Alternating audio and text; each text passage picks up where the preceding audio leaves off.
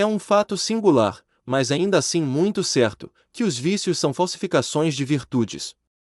Sempre que Deus envia da casa da moeda do céu uma moeda preciosa de metal genuíno, Satanás falsifica a impressão e profere uma produção sem valor e vil. Deus dá amor, é sua natureza e essência. Satanás também molda uma coisa que ele chama de amor, mas é luxúria.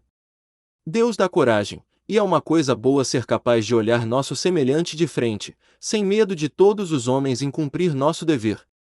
Satanás inspira ousadia, chama isso de coragem e ordena que um homem corra para o canhão por uma reputação de bolha.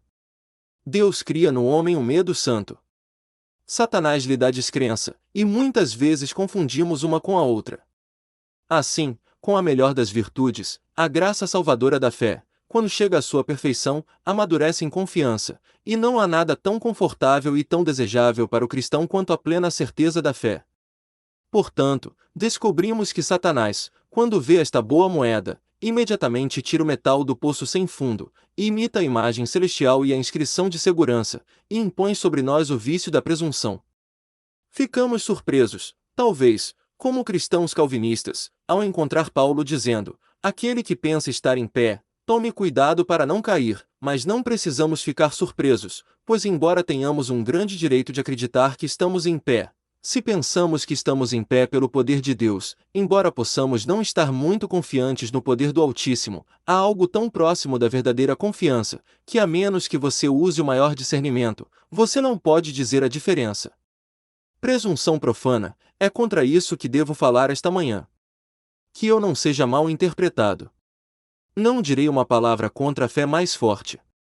Eu gostaria que todas as pequenas fés fossem fés fortes, que todos os medrosos fossem feitos valentes pela verdade, e prontos para parar os pés rápidos de Azael, para que todos pudessem correr na obra de seu mestre.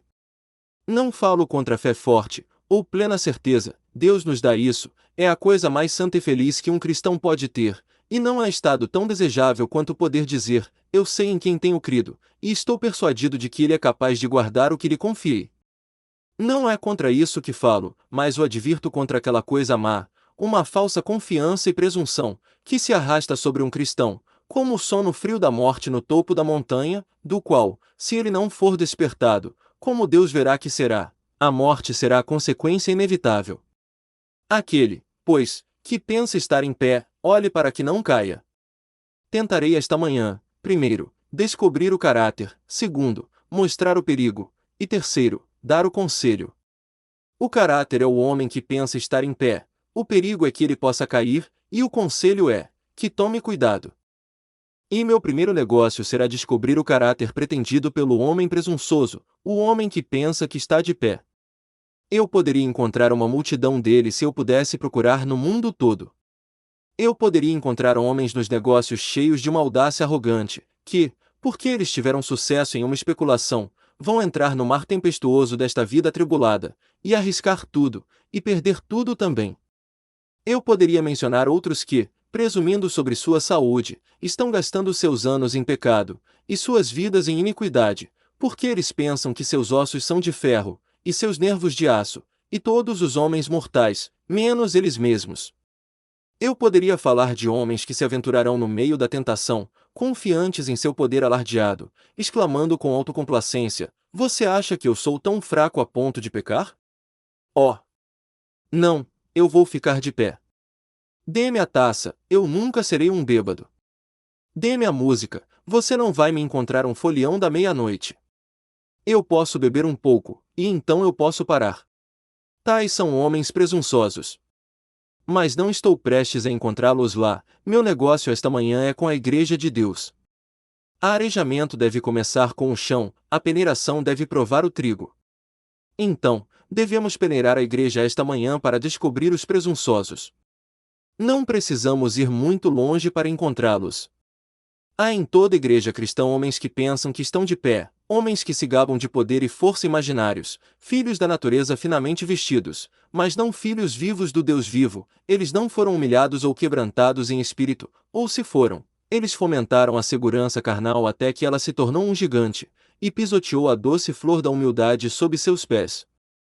Eles pensam que estão de pé. Falo agora de verdadeiros cristãos, que, apesar disso, tornaram-se presunçosos e se entregaram à segurança carnal. Que meu mestre desperte tais, enquanto na pregação eu me esforço para ir ao coração e à raiz do assunto. Por um tempo, vou me deter nas causas frequentes da presunção em um cristão. Primeiro, uma causa muito comum, é a prosperidade mundana contínua.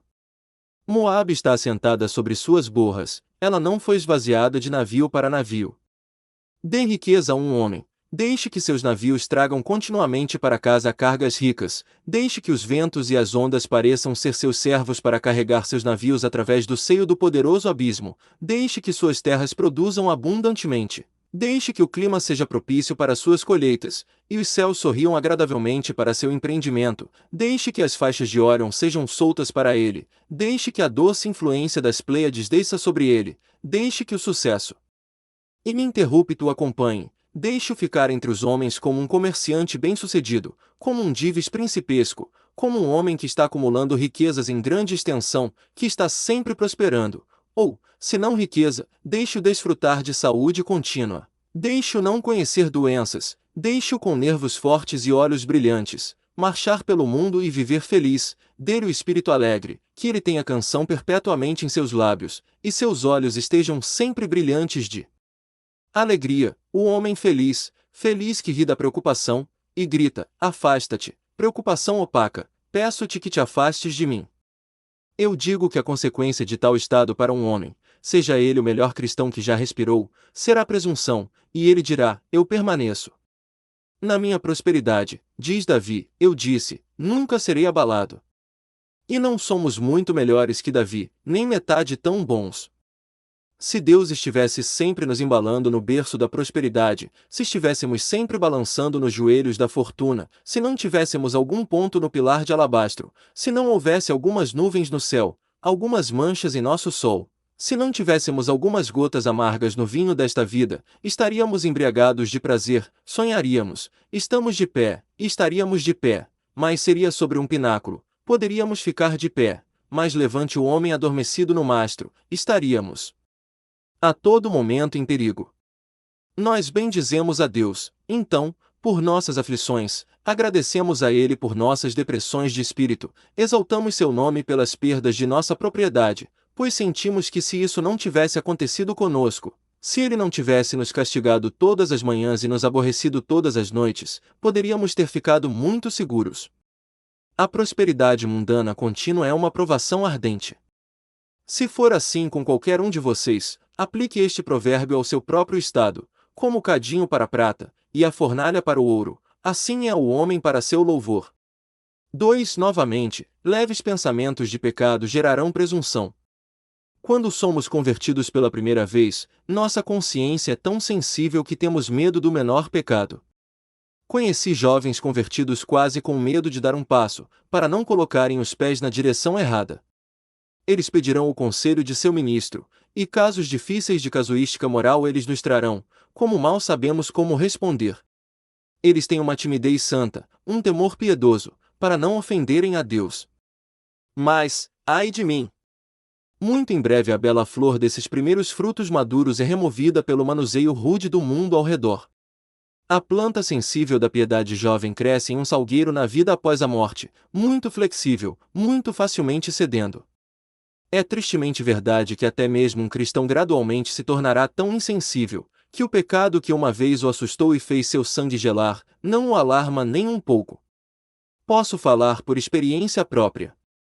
Quando ouvi um juramento pela primeira vez, fiquei horrorizado e não sabia onde me esconder, mas agora eu posso ouvir um juramento ou blasfêmia contra Deus, e embora um arrepio ainda corra por minhas veias, não há aquele sentimento solene, aquela angústia intensa, que eu senti quando ouvi pela primeira vez tais declarações malignas. Aos poucos nos familiarizamos com o pecado. O ouvido em que o canhão está trovejando não notará nenhum som leve. Os homens que trabalham naqueles grandes navios, cujo martelar faz um barulho imenso, não conseguem dormir a princípio, por causa do barulho contínuo em seus ouvidos, mas aos poucos, quando se acostumam, não pensam em nada sobre isso. Assim com o pecado. A princípio, um pequeno pecado nos assusta. Logo dizemos: não é um pequeno, como Ló fez com Zoar. Então vem outro, um maior, e então outro, até que aos poucos começamos a pensar que é apenas um pouco doentio, e então, você sabe, uma presunção profana surge, e achamos que estamos de pé. Nós não caímos, dizemos, nós fizemos apenas uma coisa tão pequena, nós não nos desviamos. É verdade, nós tropeçamos um pouco, mas nós nos mantivemos firmes no todo. Nós poderíamos ter proferido uma palavra profana, mas na maior parte nossa conversa foi consistente. Então nós paliamos o pecado, nós jogamos um verniz sobre ele, nós tentamos escondê-lo. Cristão, cuidado! Quando você pensa levianamente sobre o pecado, então você se tornou presunçoso. Tome cuidado, para não cair. Pecado, uma coisa pequena. Não é um veneno. Quem sabe sua letalidade? Pecado, uma coisa pequena. Raposinhas não estragam as videiras? Pecado, uma coisa pequena. O minúsculo inseto coral não constrói uma rocha que destrói uma marinha? Pequenos golpes não derrubam altos carvalhos? Excrementos contínuos não desgastam pedras? Pecado, uma coisa pequena.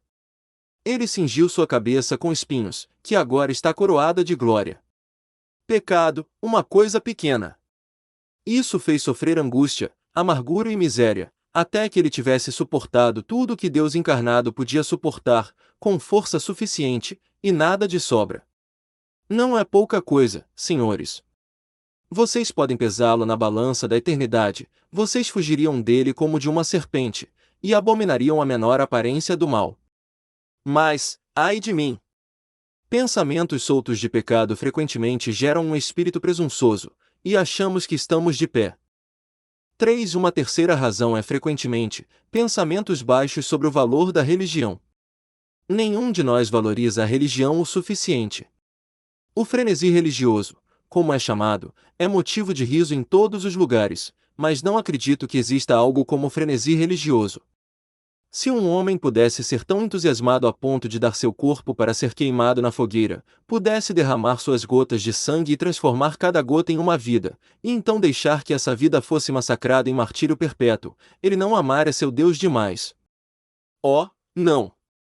Quando pensamos que este mundo é apenas um espaço estreito, que o tempo logo acabará, e estaremos no para sempre da eternidade, quando consideramos que devemos estar no inferno ou no céu durante um estado infinito de imortalidade, como podemos, como mestres, amar demais? Como podemos dar um valor muito alto à alma imortal? Podemos pedir um preço muito alto pelo céu? Podemos pensar que fazemos demais para servir a esse Deus que se entregou por nossos pecados? Ah! Não, e ainda assim, meus amigos, a maioria de nós não considera suficientemente o valor da religião. Nenhum de nós pode estimar a alma corretamente, não temos nada com que compará-la. Ouro é pó sórdido, diamantes são apenas pequenos pedaços de ar congelado, que podem ser derretidos. Não temos nada com que comparar a alma, portanto, não podemos dizer seu valor. É porque não o conhecemos que presumimos. O avarento que ama seu ouro deixa espalhado no chão para seu servo roubar? Ele não o esconde em algum lugar secreto onde nenhum olho verá? Dia após dia, noite após noite, ele conta seu tesouro porque o ama. A mãe confia seu bebê à beira do rio? Ela não pensa nele durante o sono? E quando ele está doente, ela o deixará aos cuidados de alguma pobre enfermeira, que pode deixá-lo morrer. Oh! Não, o que amamos, não jogaremos fora desenfreadamente, o que estimamos mais precioso, guardaremos com o mais ansioso cuidado. Então, se os cristãos soubessem o valor de suas almas, se estimassem a religião em sua taxa adequada, eles nunca presumiriam, mas pensamentos baixos de Cristo, pensamentos baixos de Deus, pensamentos baixos do estado eterno de nossas almas. Essas coisas tendem a nos tornar descuidadamente seguros. Cuidado, portanto, com os pensamentos baixos do Evangelho, para que não sejais surpreendidos pelo maligno. 4. Mas, novamente, essa presunção frequentemente brota da ignorância do que somos e onde estamos. Muitos cristãos ainda não aprenderam o que são. É verdade, o primeiro ensinamento de Deus é nos mostrar nosso próprio estado, mas não sabemos disso completamente até muitos anos depois de termos conhecido Jesus Cristo. As fontes do grande abismo dentro de nossos corações não são quebradas de uma só vez, a corrupção de nossas almas não se desenvolve em uma hora. Filho do homem, disse o anjo a Ezequiel, eu te mostrarei as abominações de Israel. Então ele o levou até uma porta, onde viu coisas abomináveis e ficou horrorizado. Filho do homem, eu te mostrarei abominações maiores do que estas. Então ele o levou para outra câmara, e Ezequiel disse, certamente já vi coisas piores.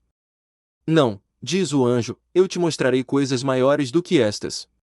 Então, durante toda a nossa vida, o Espírito Santo nos revela as horríveis abominações de nossos corações. Eu sei que há alguns aqui que não pensam nada sobre isso, eles pensam que são criaturas de bom coração. Bons corações, você tem? Bons corações! Jeremias tinha um coração melhor do que você, mas ele disse, o coração é enganoso acima de todas as coisas, e desesperadamente perverso, quem pode conhecê-lo? Não, a lição sombria não pode ser aprendida em uma noite. Somente Deus conhece o mal do coração, e Yang diz, Deus poupa todos os olhos, exceto os seus, dessa visão terrível, a visão de um coração humano. Se pudéssemos vê-lo, ficaríamos horrorizados. Bem, é a ignorância disso que nos faz presumir. Dizemos, tenho uma boa natureza, tenho uma disposição nobre, não tenho nenhuma dessas paixões quentes e raivosas que alguns têm, posso estar seguro, não tenho aquele coração seco e pegajoso que pega fogo em um momento, minhas paixões estão enfraquecidas, meus poderes para o mal estão um pouco abatidos, e posso estar seguro. Ah! Você mal sabe que é quando fala assim que presume. Ó verme do pó, tu ainda não estás livre de uma natureza maligna, pois o pecado e a corrupção permanecem no coração até mesmo do regenerado, e é estranhamente verdade, embora pareça um paradoxo, como Ralph Erskine disse, que um cristão às vezes pensa que é inclinado para o bem e para o mal igualmente, e tanto um demônio quanto um santo. Há tamanha corrupção em um cristão, que enquanto ele é um santo em sua vida, e justificado por meio de Cristo, ele parece um demônio às vezes em sua imaginação, e um demônio nas concupiscências e corrupções de sua alma. Tome cuidado, cristão, você precisa estar na torre de vigia, você tem um coração de descrença, portanto, vigie noite e dia.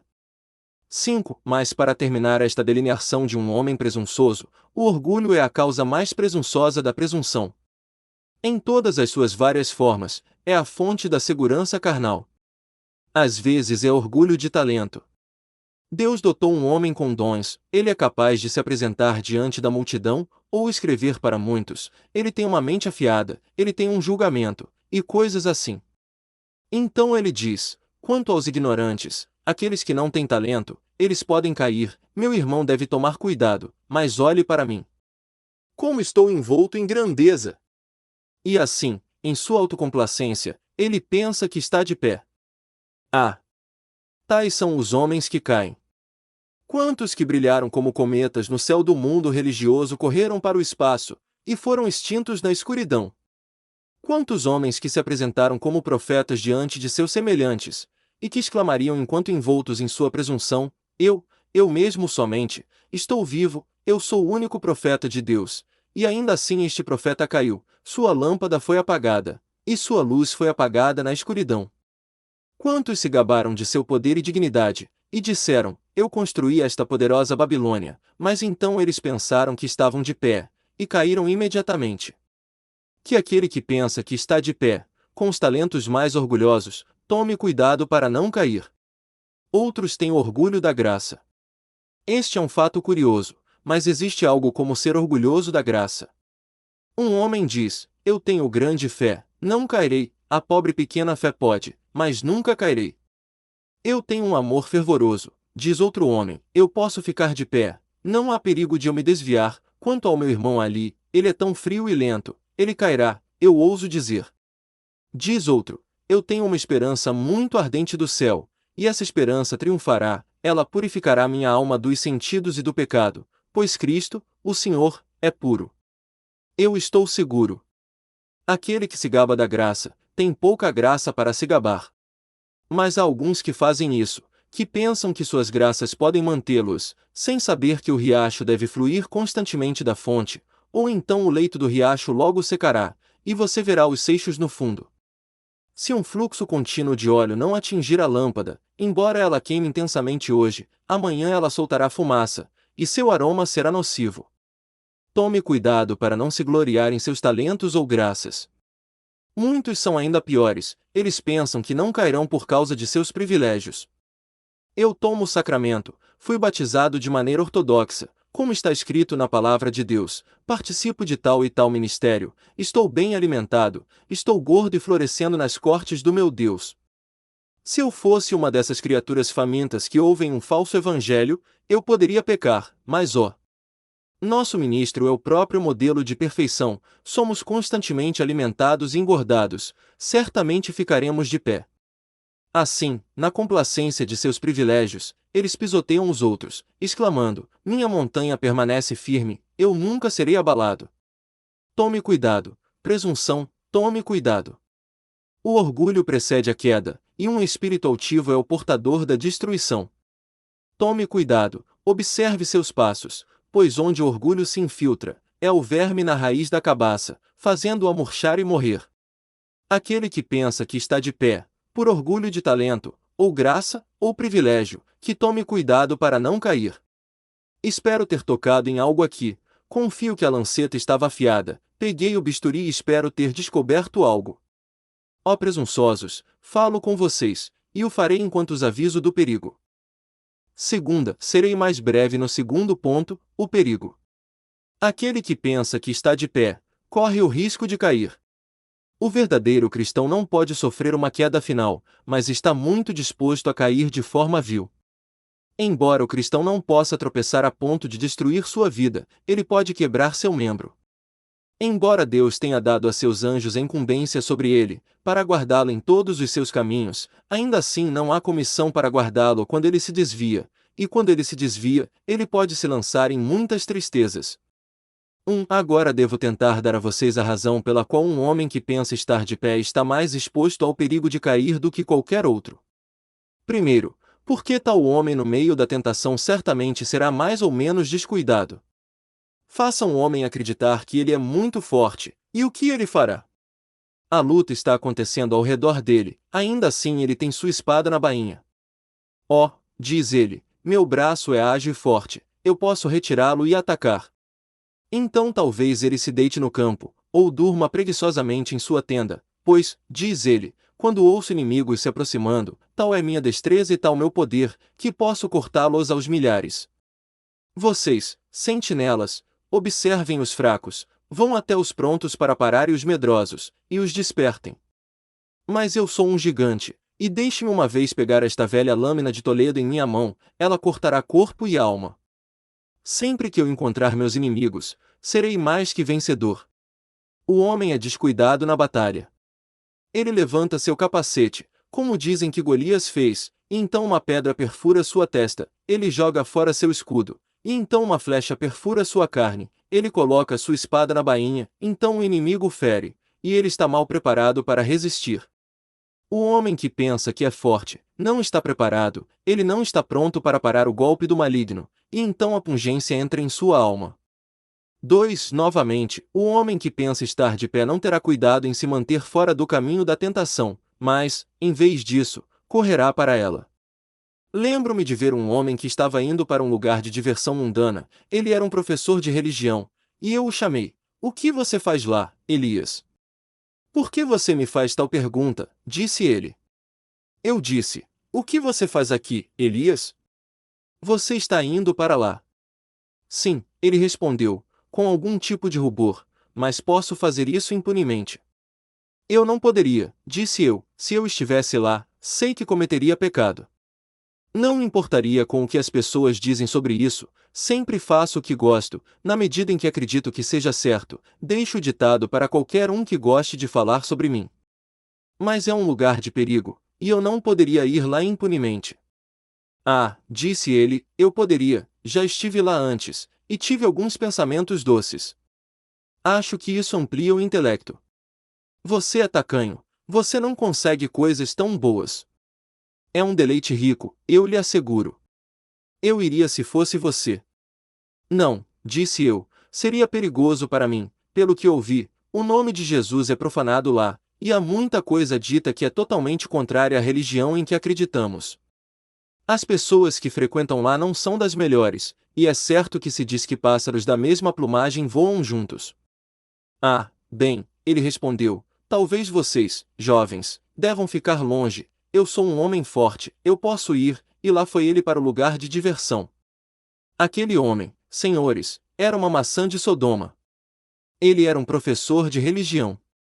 Eu supunha que havia algo podre no cerne daquele fato, e descobri por minha própria experiência, pois o homem era um sensualista declarado, mesmo naquela época. Ele usava uma máscara, era um hipócrita e não tinha nada da graça de Deus em seu coração. Homens presunçosos dirão que podem cair em pecado, eles são tão cheios de força moral, mas quando um homem lhe diz que ele é tão bom, sempre leia suas palavras de trás para frente e entenda que ele quer dizer que ele é tão ruim quanto pode ser. O homem autoconfiante corre o risco de cair, porque ele até cairá em tentação na confiança de que é forte e capaz de escapar. Outra razão é que esses homens fortes às vezes não usam os meios da graça e, portanto, caem. Há alguns aqui que provavelmente nunca frequentam um local de culto, eles não professam ser religiosos, mas tenho certeza de que ficariam surpresos se eu lhes dissesse que conheço algumas pessoas professamente religiosas, que são admitidas em algumas igrejas como sendo verdadeiras crianças de Deus, que ainda têm o hábito de evitar a casa de Deus, porque concebem que estão tão avançadas que não a querem. Você sorri de tal coisa. Eles se gabam de uma experiência tão profunda interiormente, eles têm um volume de sermões doces em casa, e param e os leem, eles não precisam ir à casa de Deus, pois estão gordos e florescentes. Eles se concebem como se tivessem comida suficiente há 7 anos para durar 10 anos. Eles imaginam que a comida velha alimentará suas almas agora. Esses são seus homens presunçosos. Eles não devem ser encontrados na mesa do Senhor, comendo o corpo e bebendo o sangue de Cristo, sob os santos emblemas do pão e do vinho. Você não os vê em seus armários, você não os encontra pesquisando as Escrituras com santa curiosidade. Eles acham que estão de pé, eles nunca serão movidos, eles imaginam que os meios são destinados aos cristãos mais fracos, e deixando esses meios, eles caem. Eles não terão o sapato para calçar o pé, e, portanto, a pederneira os corta, eles não vestirão a armadura, e, portanto, o inimigo os fere, às vezes quase até a morte. Neste profundo atoleiro de negligência de meios, muitos professores arrogantes foram sufocados. 4. Novamente, o homem que é autoconfiante está em perigo terrível, pois o Espírito de Deus sempre abandona o orgulhoso. O Espírito gracioso se deleita em habitar em lugares baixos. A pomba sagrada veio ao Jordão, não lemos sobre ela pousando em Bazã. O homem no cavalo branco cavalgou entre as murtas, não entre os cedros. As murtas cresceram no sopé das montanhas, os cedros em seus topos. Deus ama a humildade. Aquele que anda com medo e tremor, para não se desviar, esse homem o Espírito ama, mas quando o orgulho se insinua, e o homem declara, não estou em perigo agora, a pomba parte, ela voa para o céu e não quer ter nada a ver com ele. Almas orgulhosas, vocês extinguem o Espírito. Vocês, homens arrogantes, vocês entristecem o Espírito Santo. Ele deixa cada coração onde o orgulho habita, aquele espírito maligno de Lúcifer ele abomina, ele não descansará com ele não permanecerá em sua companhia. Aqui está o maior perigo para vocês, orgulhosos, o Espírito abandonará aqueles que negam sua total dependência dele. O terceiro ponto é conselho. Eu expus o texto, agora eu quero aplicá-lo. Eu falaria, se meu Senhor me permitisse, às suas almas, e assim retrataria o perigo de um homem presunçoso, que eu faria todos vocês clamarem ao céu para que vocês pudessem morrer antes do que presumir, que vocês pudessem ser encontrados antes entre aqueles que jazem prostrados aos pés de Cristo, tremendo pela vida, do que entre aqueles que pensam que estão de pé, e portanto caem. Homens cristãos, o conselho da Escritura é, tomem cuidado. Primeiro, tome cuidado, pois muitos caíram. Meu irmão, se eu pudesse levá-lo para as enfermarias daquele hospital onde os cristãos doentes e feridos estão, eu poderia fazê-lo tremer. Eu poderia lhe mostrar alguém que, por um pecado que não ocupou um único momento, está tão gravemente quebrado, que sua vida é uma cena contínua de miséria. Eu poderia lhe mostrar outro, um gênio brilhante, que serviu seu Deus com energia, que agora está, não um sacerdote do diabo, é verdade, mas quase isso, sentado em desespero, por causa de seu pecado. Eu poderia lhe apontar para outro, que já esteve na igreja, piedoso e consistente, mas que agora sobe para a mesma casa de oração como se tivesse vergonha de si mesmo, senta-se em algum canto remoto, e não é mais tratado com a gentileza que antes recebia. Os próprios irmãos estão desconfiados, porque ele os enganou tanto, e trouxe tanta desonra à causa de Cristo. Oh! Você sabia a triste dor que aqueles que caem suportam? Se você pudesse dizer quantos caíram, e não pereceram, é verdade, mas ainda dormiram na miséria durante toda a sua existência, tenho certeza de que você notaria. Venha comigo ao pé da montanha da presunção. Veja lá as formas mutiladas e contorcidas de muitos que uma vez voaram com asas icárias nas regiões aéreas da autoconfiança. No entanto, lá estão eles com seus ossos quebrados e sua paz destruída. Lá jaz alguém que tinha vida imortal dentro de si, veja quão cheio de dor ele parece, e ele parece uma massa de matéria indefesa. Ele está vivo, é verdade, mas mal vivo. Você não sabe como alguns daqueles que entram no céu são salvos, como pelo fogo. Um homem caminha para o céu, ele se mantém firme, Deus está com ele, e ele é feliz durante todo o seu caminho. Outro diz, eu sou forte, não cairei. Ele corre para o lado para colher uma flor, ele vê algo que o diabo colocou em seu caminho, ele é pego primeiro neste gin e depois naquela armadilha, e quando ele se aproxima do rio, em vez de encontrar diante de si aquele fluxo de néctar do qual o cristão moribundo bebe, ele vê fogo pelo qual ele tem que passar, ardendo na superfície da água. O rio está em chamas, e quando ele entra, ele é chamuscado e queimado.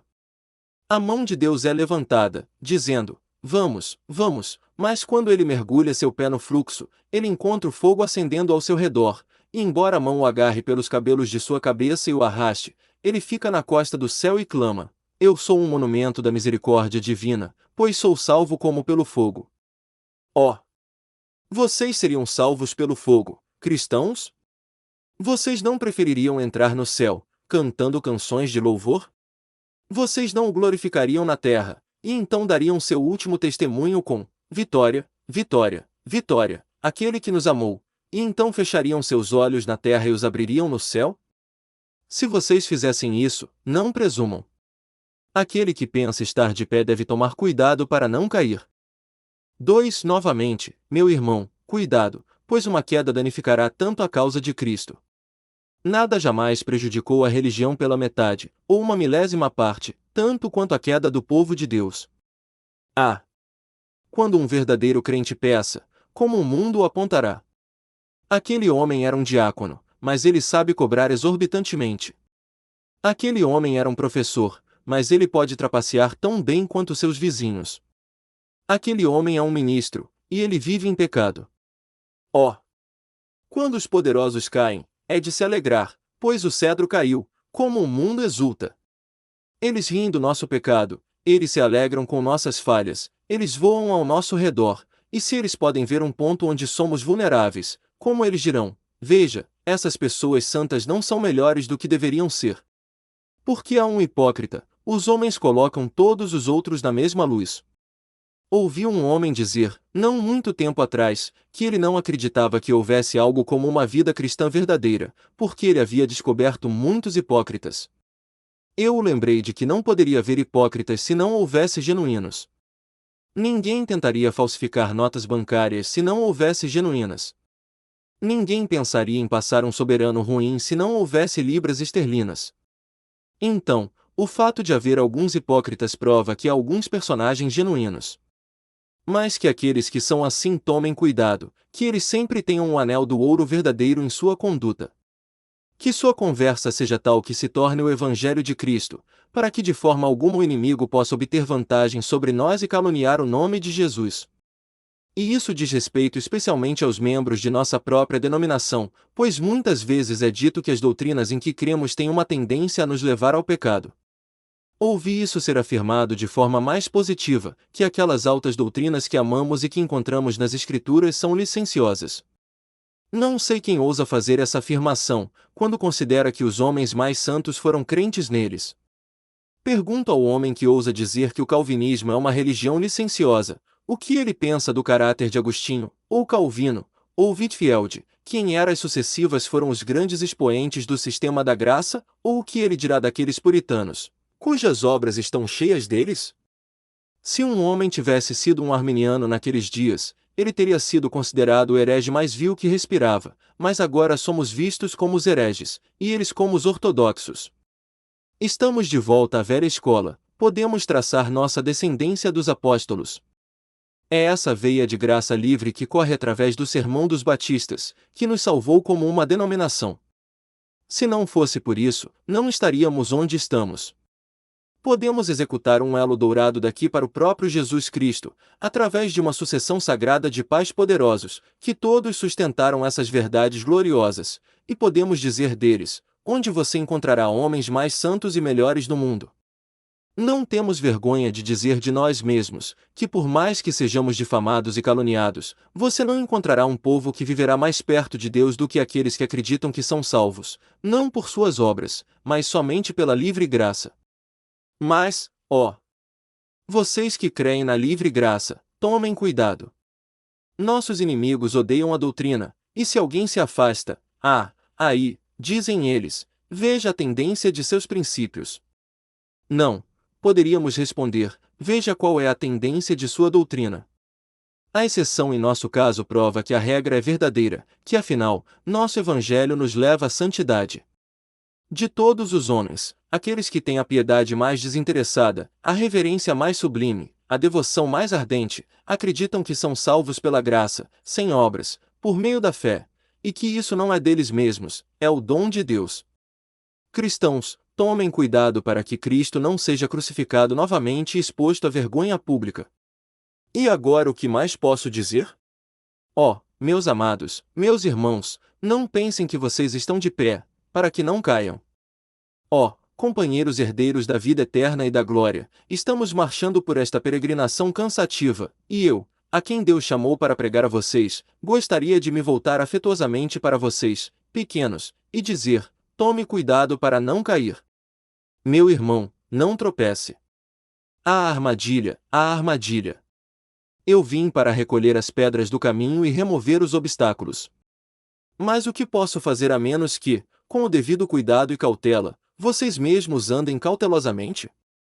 Ó, meus irmãos, estejam muito mais em oração do que nunca. Passem mais tempo em adoração piedosa. Leiam as Escrituras mais séria e constantemente. Observem suas vidas com mais cuidado. Vivam mais perto de Deus.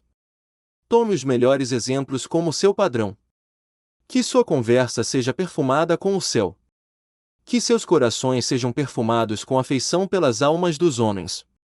Vivam de modo que os homens possam notar que vocês estiveram com Jesus e aprenderam com ele, e quando chegar aquele dia feliz em que aquele a quem vocês amam dirá, suba mais alto, que seja sua felicidade ouvi-lo dizer, venha, meu amado, você lutou uma boa luta, terminou sua carreira e, doravante, está guardada para você uma coroa de justiça que não murcha. Avante, cristão, com cuidado e cautela. Avante com santo temor e tremor. Avance ainda com fé e confiança, pois você não cairá. Leia o próximo versículo deste mesmo capítulo, ele não permitirá que você seja tentado acima do que você é capaz, mas com a tentação também dará um meio de escape. Mas eu tenho alguns aqui, talvez, que nunca ouvirão minha voz novamente, e eu não deixarei minha congregação ir, se Deus quiser, sem lhes dizer o caminho da salvação. Senhores, há alguns de vocês que sabem que não creram em Cristo. Se vocês morressem onde estão agora, não teriam a esperança de ressuscitar entre os glorificados em bem-aventurança. Quantos há aqui que, se seus corações pudessem falar, testificariam que estão sem Deus, sem Cristo e estranhos à comunidade de Israel? Ó, deixe-me dizer-lhe então o que você deve fazer para ser salvo. Seu coração bate rápido? Você sofre por seus pecados? Você se arrepende de suas iniquidades? Você se voltará para o Deus vivo? Se sim, este é o caminho da salvação, todo aquele que crer e for batizado será salvo. Não posso reverter a ordem do meu mestre, ele diz, creia, e depois batizado, e ele me diz, aquele que não crer será condenado. Ó, meus ouvintes, suas obras não podem salvá-los. Embora eu tenha falado com cristãos e os exortado a viverem boas obras, não falo assim com vocês. peço que não tomem a flor antes de terem a semente. Não pedirei que tomem o telhado de sua casa antes de terem lançado o alicerce. Creia no nome do Senhor Jesus Cristo e você será salvo. Quem aqui agora se lança como um verme culpado sobre Jesus, quem se lança nos braços do amor eterno, esse homem será aceito, ele sairá por aquela porta justificado e perdoado, com sua alma tão segura como se estivesse no céu, e sem perigo de se perder. Tudo isso é por meio da crença em Cristo. Certamente você não precisa de argumentos. Se eu achasse que você precisasse, eu os usaria. Eu ficaria de pé e choraria até que você viesse a Cristo. Se eu achasse que era forte o suficiente para ganhar uma alma para Jesus, se eu achasse que a persuasão moral poderia conquistá-los, eu iria a cada um de seus assentos e imploraria em nome de Deus que se arrependessem. Mas como não posso fazer isso, cumpri meu dever quando profetizei aos ossos secos. Lembre-se, nos encontraremos novamente. Não me gabo nem de eloquência nem de talento, e não consigo entender por que vocês vêm aqui, só falo claramente e digo o que sinto, mas observem-me. Quando nos encontrarmos diante do tribunal de Deus, por mais mal que eu tenha falado, serei capaz de dizer que eu disse a vocês: creiam no nome de Jesus e serão salvos. Por que vocês morrerão, ó casa de Israel? O inferno é tão doce, o tormento eterno tão desejável, que, portanto, vocês podem deixar de lado as glórias do céu, a bem-aventurança da eternidade? Homens, vocês viverão para sempre? Ou morrerão como brutos? Viva, você diz. Bem, então, vocês não desejam viver em um estado de bem-aventurança?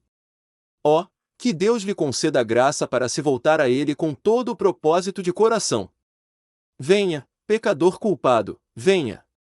Deus o ajude a vir, e eu serei bem recompensado, se apenas uma alma for adicionada ao rebanho visível de Jesus, por qualquer coisa que eu possa ter dito.